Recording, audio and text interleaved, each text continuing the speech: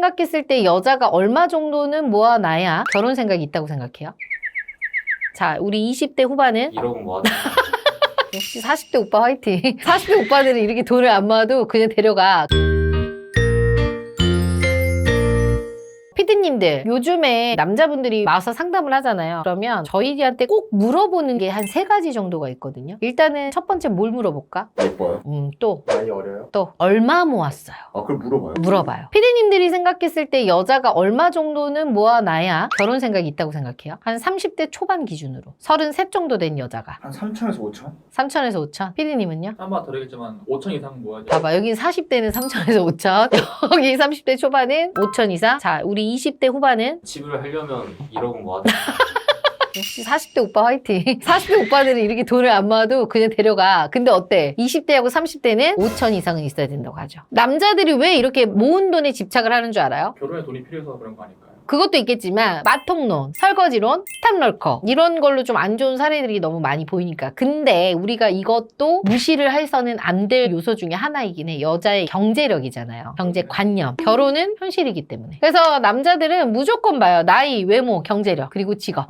이제 이게 필수가네. 필수입니다. 필수. 가끔 아직도 내가 벌면 되죠 라고 이 경제력을 우습게 봤다가 좀 크게 당하시는 분들이 있기는 한데요. 이게 왜 중요한지에 대해서 이유에 대해서 한번 이야기해 볼게요. 그리고 그거를 방지하는 법에 대해서도 이야기해 볼게요. 지금 현재 현실을 좀 얘기해 보자면 20대 여성, 남성이 될 수도 있어요. 이때는 어때? 내 인생이 황금기라고 생각하고 그냥 쓰자 라는 마인드로 내가 하고 싶은 거를 다 해버리는 분들이 은근히 있죠. 여행이나 특히 여자분들 같은 경우는 명품, 몸매 관리, 피부 관리 등등 거기에 들어가는 비용을 아끼지 않고 과감히 그냥 지출을 하죠.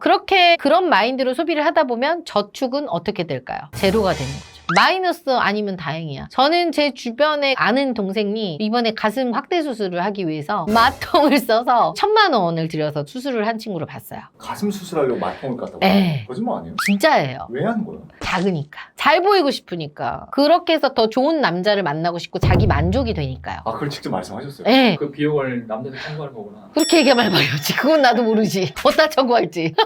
근데 이게 안타까운 게 뭐냐면 결혼 후에 이게 바뀔 수 있다라고 생각을 한단 말이야. 근검 절약하는 여자로. 그게 근데 힘들어. 이렇게 쓰던 사람들은 그 쓰던 폭이 있기 때문에요. 계속 쓰게 되더라고. 근데 대표님 이게 만약에 그 여자도 저를 사랑하면 그 소비 패턴을 그래도 야 우리 한번 해보자 해서 바꿀 수 있지 않을까요? 그런 것 같아요. 사랑하고 돈하고는 별개인 것 같아. 사랑한다고 도박했던 사람이 도박을 안 하지는 않잖아. 사랑한다고 음주했던 사람이 술을 확 끊어버리지는 못할 그것처럼 이 소비라는 것도 습관이 굉장히 중요하기 때문에 이 습관이 길들여지다 보면 한번 고치기가 힘들더라고요. 인간은 대부분 업그레이드는 가능하지만 다운은 안 돼. 그렇기 때문에 힘들어요. 그래서 이런 사람들이 다운을 해버리잖아요. 그러면 불행감을 느껴버리고 자존감이 바닥이 되더라고. 그럼 그 불행감을 어디서 느낄까요? 원인을 돈 못 버는 니네들한테 돌리는 거야. 이것도 댓글 엄청 많이 날릴 것 같은데 얼마 전에 내가 결혼지옥이라는 프로 재방송을 이렇게 봤는데 어떤 여자분이 남편이 버는 수익이 300이 채 안 돼. 여자가 집에서 자기는 이제 주부야. 남편은 버는데 한계가 있으니까 남자한테 너 자신에게 투자를 해라. 네 자신을 업그레이드 시켜라. 막 이제 그러더라고. 근데 거기 밑에 댓글을 보니까 남자들이 와이프한테 여자인 네 자신이나 업그레이드 시켜라. 그러면서 서로 싸우고 있더라고요. 그러니까 그 탓을 어디다 하는 거야? 남편한테 하는 거지. 나는 솔직히 그렇게 생각해. 또 이 얘기를 하면 욕먹을 수도 있지만 여자들이 쓰던 가닥이라 그러죠. 있으면 그게 남편한테 충족이 안 되잖아요. 그럼 본인이 써야 돼, 벌어서. 그렇게라도 충족을 해야죠. 그게 맞잖아요. 그게 맞죠. 맞벌이 해서라도. 그렇게 해서 자기 자존감을 높여서 하는 게 더 낫지 않을까 싶어요. 근데 그게 안 되니까, 또 안 하니까 그게 문제인 거죠. 그리고 이렇게 좀 소비 습관이 크신 분들은 특히나 남편분들이 좀 순하고 그러면 경제권을 나한테 달라고 하지. 일도 안 하는데?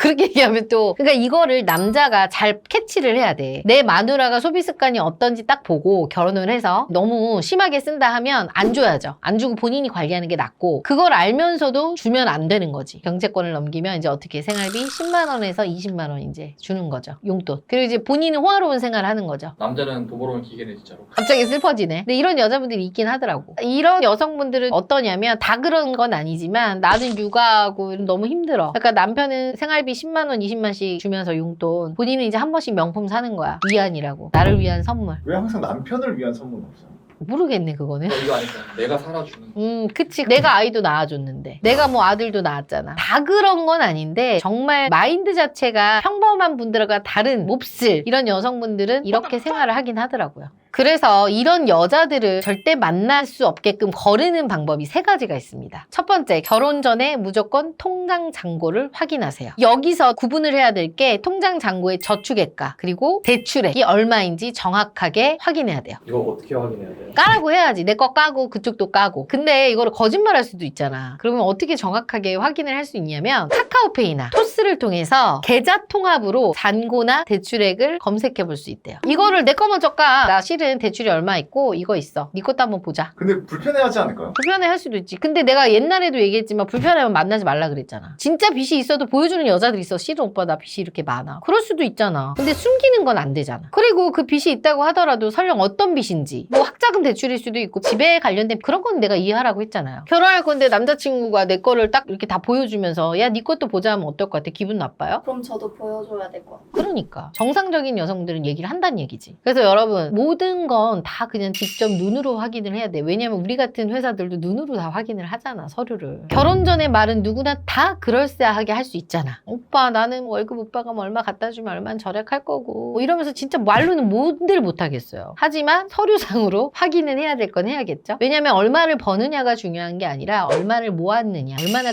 근검절약하느냐, 이 경제관념을 볼 수가 있기 때문에요. 그리고 이 경제관념을 더 자세하게 할 수 있는 방법이 한 가지가 있어요. 만약에 이분이 직장 생활을 했다라고 하면 급여를 계산해서 내가 월 한 100만 원 정도 저축을 했어요. 그러면은 12개월 곱해봐. 1년에 1200은 모았을 거야. 그리고 이거를 내가 한 5년 일을 했다. 그러면 거의 이 친구는 5천에서 6천은 모아서 있어야 돼. 근데 그게 없다. 그러면 조금 체크는 해봐야겠죠. 어디다 썼는지. 그런데 저축도 지금 안 해놨어. 솔로일 때 저축을 제일 많이 할 수 있는 시기인데. 근데 결혼해서 내가 저축을 하겠다? 나는 그건 못할 것 같은데. 그래서 이거는 꼭 확인을 하셔야 됩니다. 두 번째입니다. 드레스룸 그리고 옷장을 체크하세요. 여자친구 집에 갔을 때 옷장을 딱 열었는데 백화점 2층에서 4층까지 있는 브랜드의 옷들이 몇 개나 있는지 확인을 좀 해봐야 될 것 같아요. 근데 왜 꼭 백화점 2층에서 4층이에요? 좀 비싼 브랜드 내지 명품 브랜드가 좀 밀집되어 있는 층수기 때문에 그러면 어때? 평상시에 브랜드에 대해서도 좀 알기는 해야겠죠. 그래서 남자들도 좀 브랜드 공부를 하긴 해야 돼. 마인, 타임, 메종 키친에, 꼼데가르송 이런 거 한두 가지 정도는 여자분들은 갖고 있을 수 있어. 1년에 나를 위한 선물로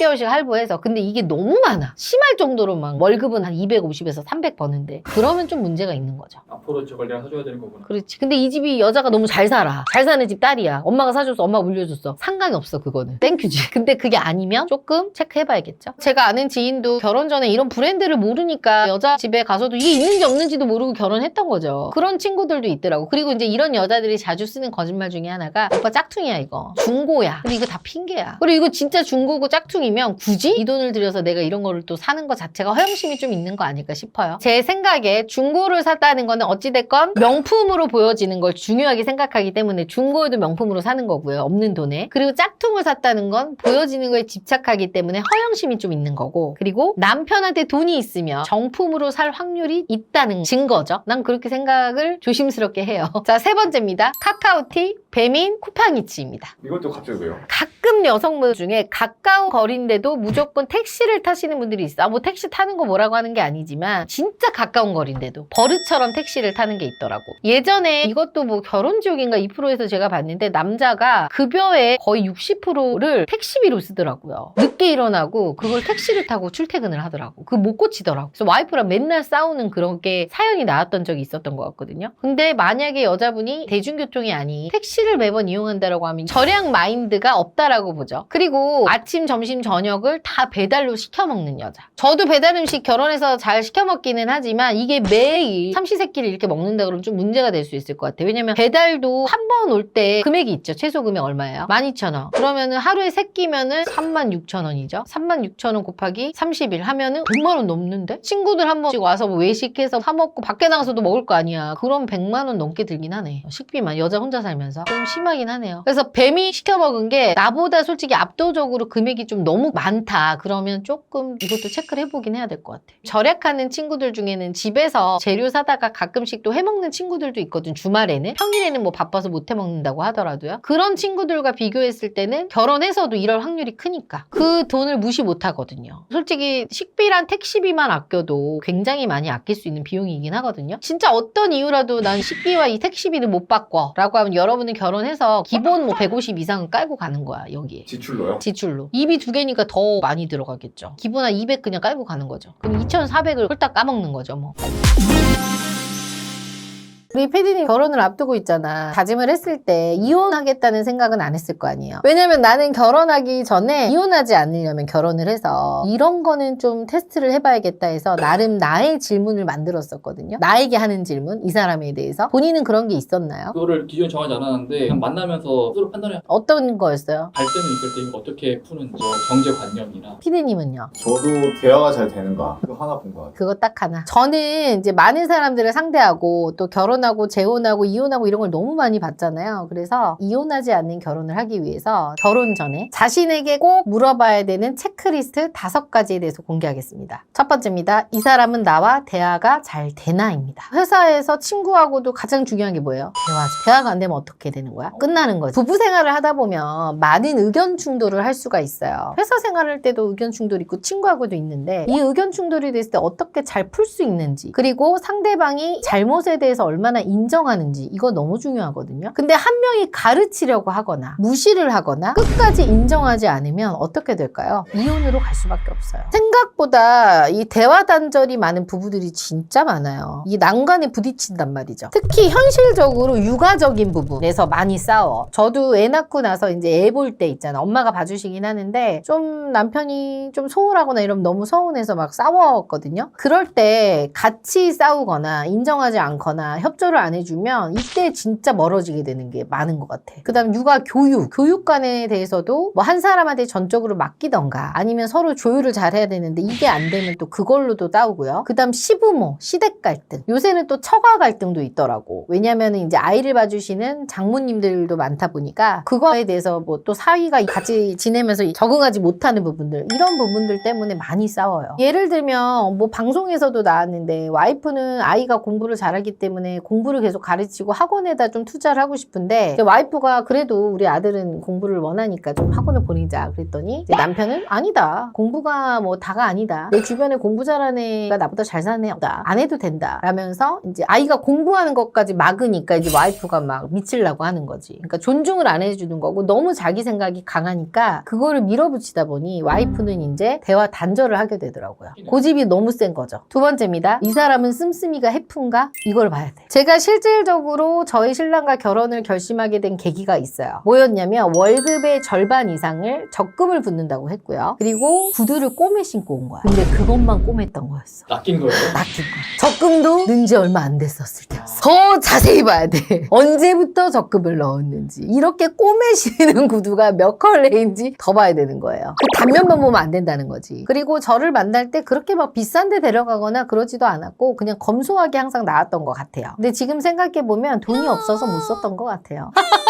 돈을 아껴 쓰는 게 아니라 돈이 없어서 못 썼던 거죠. 그래서 혼자 살 때는 상관이 없지만 결혼을 해서는 공동으로 재산을 소유를 하고 생활비에 대해서도 어떻게 쓸 건지 돈의 씀씀이에 대해서 상의를 해야 되는데 저는 차마 결혼 전에 신랑하고 이런 얘기를 많이 못 해봤던 것 같아요. 그냥 이런 생각을 못 했던 거지. 그래서 이거를 사실 저는 신혼 초에 좀 생각을 했던 부분이거든요. 그래서 저는 이 부분을 좀 캐치를 못했기 때문에 여러분은 결혼 전에 얘기를 해봤으면 좋겠어. 오빠가 버는 수입이 정확하게 얼마고 오빠는 결혼을 해서 월 얼마를 저축할 것이며 생활비는 나에게 얼마를 줄 것이고 뭐 어떻게 해서 공동생활비를 쓸 것인지 이런 거에 대해서 구체적으로 한번 계획을 세워봤으면 좋겠어요. 그러니까 우리가 지금 결혼한다라고 했을 가정하에. 그래서 패턴도 되게 중요한 것 같아요. 소비 패턴. 진짜 지질이 궁상처럼 아끼는 사람이 있고 진짜 너무너무 지출을 많이 하는 낭비가 심한 사람들도 있고요. 근데 꼭 그 낭비가 심하신 분들 보면 본인들이 착각하는 게 내가 돈을 되게 잘 쓴다고 생각하시는 분들이 은근히 있더라고요. 쓸 때 쓰는 거랑 쓸데없이 쓰는 거랑 구분을 못 하시는 분들이 있기 때문에 이거에 대해서는 내가 좀 체크를 해봐야 돼요. 또 반대로 생각하면 문제가 뭐가 생기냐. 얼마 전에 어느 프로에 나왔는데 엄마가 너무 아끼는 거야. 아기가 샤워할 때도 불을 끄고 해요. 전기세를 아끼는 거예요? 엄마가 너무 돈에 집착을 하니까 용돈 줬던 것도 막 뺐고 근데 엄마는 악착같이 살아보겠다고 하는 건데 아이한테까지 영향이 가더라고요. 이렇게 소비 습관과 패턴이 정말 중요합니다. 이거 안 맞으면 못 버텨요. 돈을 아무리 많이 벌어도 소용없어요. 세 번째입니다. 대리 효도를 원하는가. 자식으로서 부모를 공경하고 사랑하고 정말 당연한 건데 총각때는 효도를 안 하다가 이상하게 결혼만 하면 효자가 되는 분들이 있어요. 효도는요 마음에서 우러나와야 되는데 이거를 자기는 하지 않으면서 상대방에게 강요하는 거죠. 내 내 부모한테 잘하기를. 이상한 신부 같아. 며느리로서 사위로서 할 도리를 지키는 건 맞는데 너무 과한 걸 요구하는 거지. 딸 같은 며느리, 아들 같은 사위는 세상에 저는 없다고 봐요. 없어. 진짜 실질적으로 장모가 돈이 많아, 시부모가 돈이 많아. 그러면 받으려고 앞에서는 딸같이 할 수도 있겠지만 사실 그러기가 쉽지 않거든요. 자신의 부모님에게 자신만큼 효도를 요구하는 건 그거는 아닌 거죠. 네 번째, 아이에 대한 가치관이 비슷한가입니다. 나는 아이를 2명 낳고 싶고 상대방 아이를 아예 안 갖고 싶고 아이를 나는 3명 갖고 싶어 1명만 갖고 싶고 아이에 대한 교육관이죠. 나는 그냥 뭐 넓은 마당이 있는 시골에서 키우고 싶고 나는 강남에서 기르고 싶고 이런 것들이 맞아야 되겠죠. 대부분 그 아이까지는 생각을 잘 못해. 그거는 이제 아이를 낳았을 때 후의 문제이기 때문에 지금 앞에만 보기 때문에 아이에 대한 문제는 얘기를 잘 안 하더라고. 그래서 이혼하는 사례들 들어보면 이제 재혼 때문에 오시는 분들 보면 결혼을 딱 했는데 나는 오빠 아이 생각 없어. 근데 결혼 전에 그런 얘기 안 했냐니까 안 해봤대. 당연히 결혼하면 아이를 낳는 줄 알았대. 그래서 했는데 아니었던 거죠. 그리고 또 뭐 교육관 때문에도 이혼하시는 분들이 있어요. 또 남편은 그냥 풀어놓고 개방적으로 키우자인데 그런 것 때문에도 안 맞아서도 이혼하시는 사례도 저는 봤습니다. 그래서 아이에 대한 가치관도 진짜 비슷해야 돼요. 5번째입니다. 충동을 잘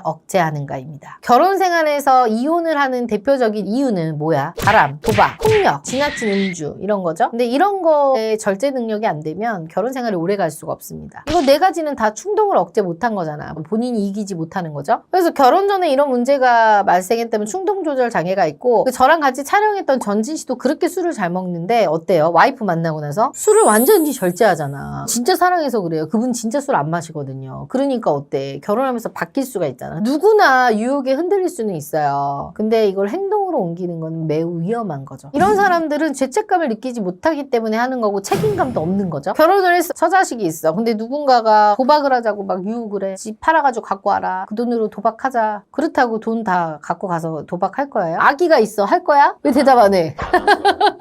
아기가 있는데 왜 그 사람들은 바람을 왜 필까요? 음주는 왜 하고 도박은 왜 하고 폭력은 왜 할까요? 못 참는 거지. 지만 생각하는 거죠. 이기적인 거죠. 이게 진짜 무서운 게요. 유전성이 진짜 강해서요. 내 자녀가 또한 이런 걸 물려받아서 충동을 억제하기 힘들 수도 있더라고요. 다 그런 건 아니지만 뭐 좀 폭력적인 부모님 밑에서 자란 친구는 또 폭력적일 수밖에 없다. 뭐 이런 뭐 연구 결과도 있잖아요. 사례도 있고. 그렇기 때문에 이런 거는 반드시 체크를 해야 될 것 같긴 해요. 많은 사람들이 착각하고 실수하는 게 그 순간 감정에 내가 정말 이 사람을 사랑하니까 오래 연애했으니까 그 책임감에 결혼을 하는데 결혼은 내 인생이 달린 거기 때문에요. 이런 이유로 결혼을 하는 건 매우 위험해요. 이런 결격 사유가 없는 사람과 결혼을 해도 정말 힘든 게 결혼인데 이런 리스크를 안고 갈 필요는 없는 것 같습니다. 그리고 절대적으로 여러분들 명심하세요. 사람은 쉽게 절대 안 변합니다.